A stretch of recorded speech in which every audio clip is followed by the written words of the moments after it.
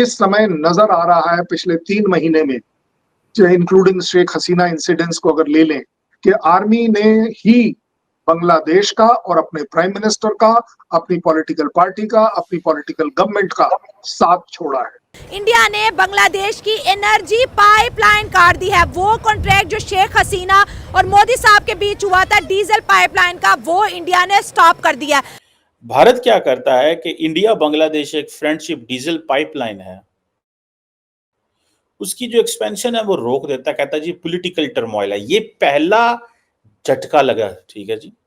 अब जब Narendra Modi, national security adviser Ajit Doval, Indian ambassador in Dhaka doctor Jaishankar और फॉरेन ऑफिस ने ये जो सारे लुक ईस्ट पॉलिसी वाला है, जब इन्होंने देखा होगा कि भाई क्या करना चाहिए, तो उन्होंने सबसे पहले इसको इस्तेमाल किया। बांग्लादेश के हालात आजकल बड़े काबिले गौर हैं और ये कहा जा रहा है कि पाकिस्तान को सीखना होगा सबक बांग्लादेश के हालात से। अब डीजल किस लिए इस्तेमाल होता है?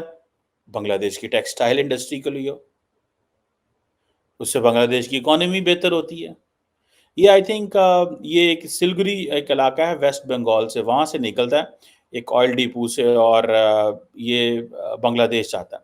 बांग्लादेश तो एक सक्सेस स्टोरी।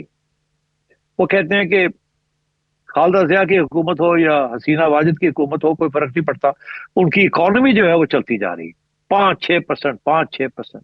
उनकी रिजर्व्स बढ़ती जा रही हैं, उनकी एक्सपोर्ट्स जो हैं वो कॉटन वो उगाते नहीं है, हमसे लेते हैं और दुनिया से लेके, और वो उसके अंदर वैल्यू ऐड करके it's become one of the biggest garment industries of the world. अब बांग्लादेश की तमाम इंडस्ट्री जो है कोलैप्स होने के करीब है। बांग्लादेशी रो रहे हैं, इंडिया से माफी मांग रहे हैं। क्या इंडिया अपनी जो है दया दिखाएगा? क्या इंडिया बांग्लादेश को माफ करेगा? और इंडिया के बाद जो है क्या बांग्लादेश को पाकिस्तान सपोर्ट करेगा?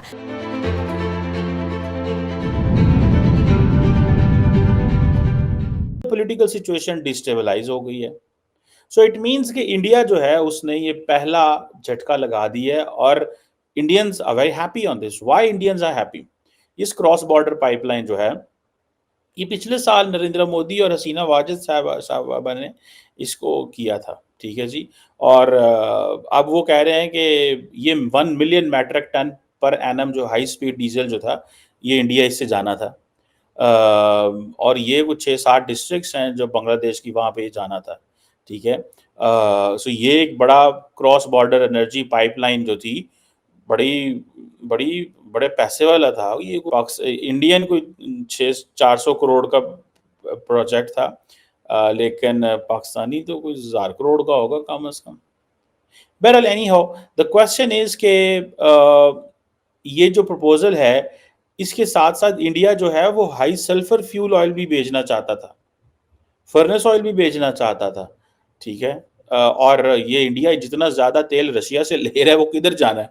वो इंडिया ने बेचना है, and then India has to establish its leverage, ठीक है जी। सो इंडियंस बड़े खुश हैं, बहुत बड़ी जो तादाद में लोग खुश हैं। वो कह रहे हैं ठीक है, इनको थोड़ा मजा चखाओ, माइनॉरिटीज के साथ ज्यादा चीजें जो उनको तंग किया जा रहा है, इनको पता चलना चाहिए बांग्लादेश क्या है।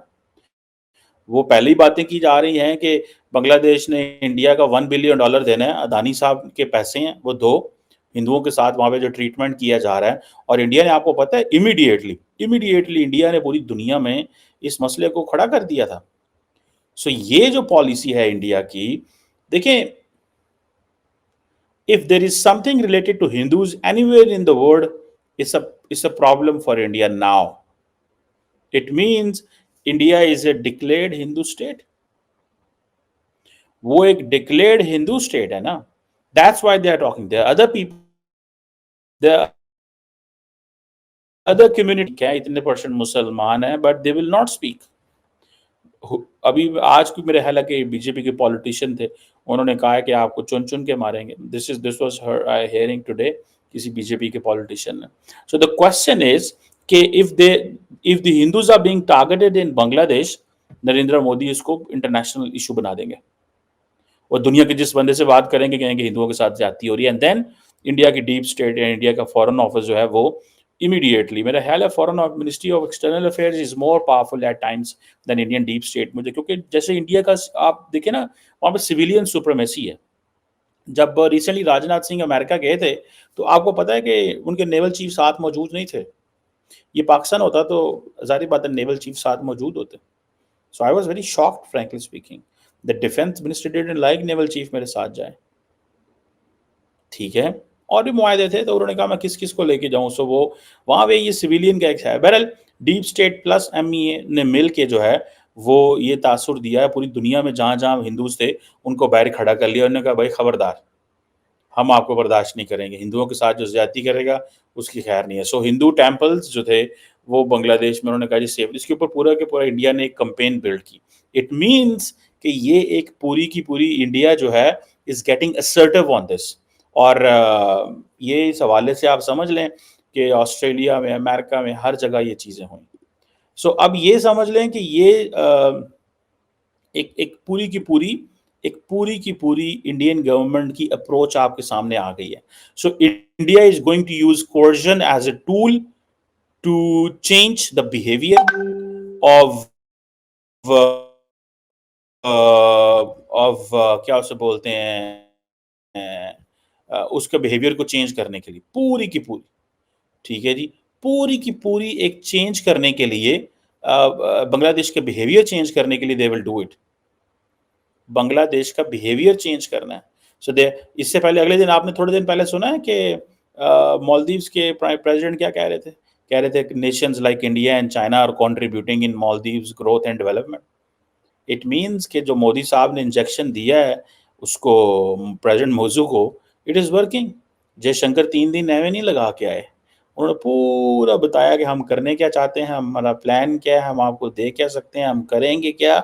एंड देन वहाँ 3 दिन रहना और उनके फॉरेन मिनिस्टर के साथ घूमना, कभी इस आइलैंड कभी उस आइलैंड, जस्ट टू टेल कि हाँ भाई ये हम करना चाह रहे हैं, ये हम मिले हैं, मतलब सारी उन्होंने वहाँ पे गपशप की। सो ये चीज़ आप देखें कि उनके लिए how much this is important. ठीक है जी। सो ये अब उन्होंने कोर्जन शुरू कर दी, जैसे उन्होंने मालदीव्स के साथ की, मालदीव्स ठीक हो गया।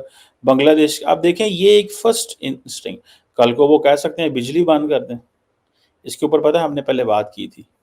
कल को अगर अदानी साहब को कहा जाता है यार बिजली बंद करो, ये पैसे नहीं दे रहे, तो फिर ठीक है जी, मतलब वो बिजली बंद कर देंगे, वो सारी की सारी। एंड देन रॉ मटेरियल आता है, इसे बोलते हैं कॉम्प्लेक्स इंटरडिपेंडेंस। ये है वो चीज़ जो हम कहते थे कि यार इंडिया के साथ पाकिस्तान के ताल्लुकात इस लेवल पे होने चाहिए कि हम इंडिया वो एनर्जी मंगवा रहा है अफगानिस्तान से, सेंट्रल एशिया से, अगर वो पाकिस्तान से वाया गुजर रही है तो पाकिस्तान की लिवरेज इंडिया के ऊपर बढ़ेगी। लेकिन हमने क्या किया, हमने कहा नहीं ना, असा थोड़ा ना बोलना है, ना चालना है, ना गल करनी है, ख़त्म कर दी।